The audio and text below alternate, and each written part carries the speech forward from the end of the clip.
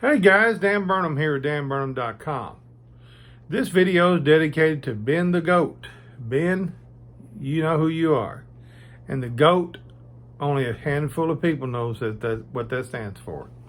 Today I want to do a video that addresses junior high trumpet players and mouthpiece selections. So most times, at least in the case when I was in school, Bach was always considered the standard for band. So everybody would start a kid on a Bach 7C. And they didn't like the 10.5 C. It's too small, they said, too small. Okay, so they start them on a 7C that cuts into most people that I've talked to. Very few people play a Bach 7C only because they have to. Some people, it works perfect. So for you, just ignore what I'm saying, turn the video off. Go watch something else. But for those of you who are uncomfortable playing the 7C, especially little ones, because they have thinner lips. Now, as we grow, we know that as we grow, our lips will increase in thickness, and they can. Look at a little baby's lips versus an adult's lips. Okay, so my point is this, that we take children that's starting in a junior high band program, and the first thing we do is stick them on a 7C. And what that's comparative to would be you playing this. Now, some of you people could play this, and by you people, I mean trumpet players. So, Dan, what is this? This is a Megadeth mouthpiece. I'm just kidding. This came with the P trumpet that I purchased. I want to compare the difference and ask you this question. Is there that much difference in putting a kid on a massive mouthpiece that has too big of a diameter and too deep of a cup? So let's compare them. Now this comparison is going to be from low to high. The highs I will go will be a G above high C. Low as I will go will be a G below low C.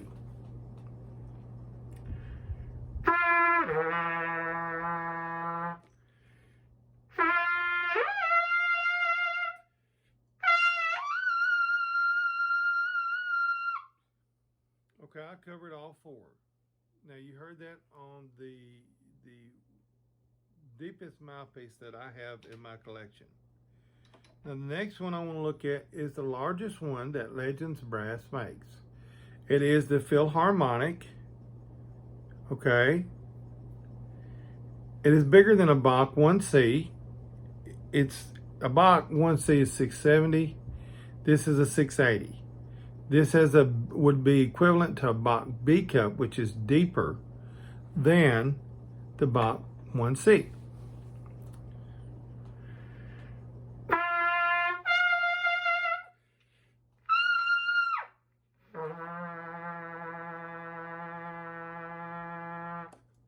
Okay, now the mouthpiece that I want to talk to you about for your young people is the Legends Brass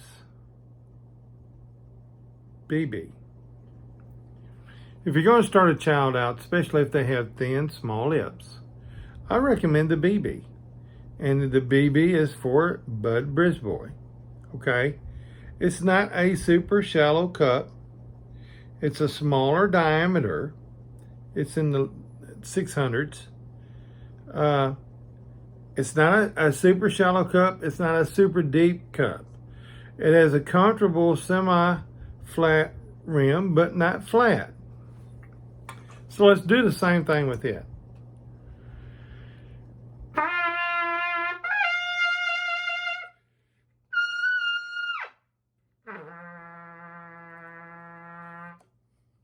So is there that much difference between and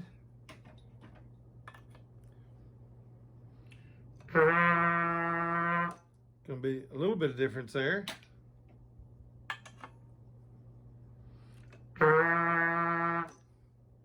Now, you say yes, there is. Okay.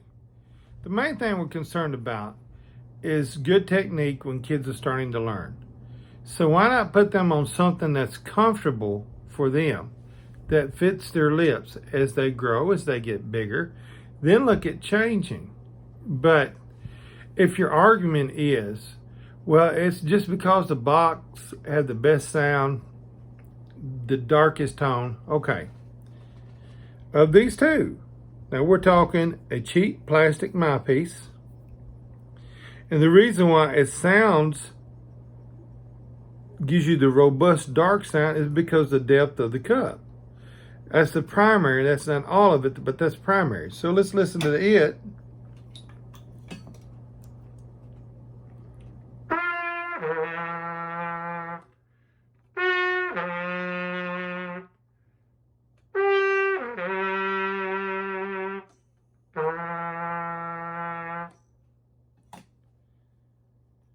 So I understand that when, you have orchestra, high school orchestra, or what I'm talking about, band, that you're looking for a unified sound in the horn section.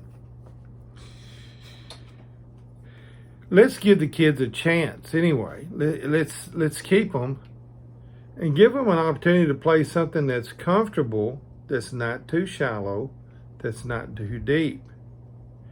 We know from history, as we get older, if we gain weight, our chops change, and so we have to compensate.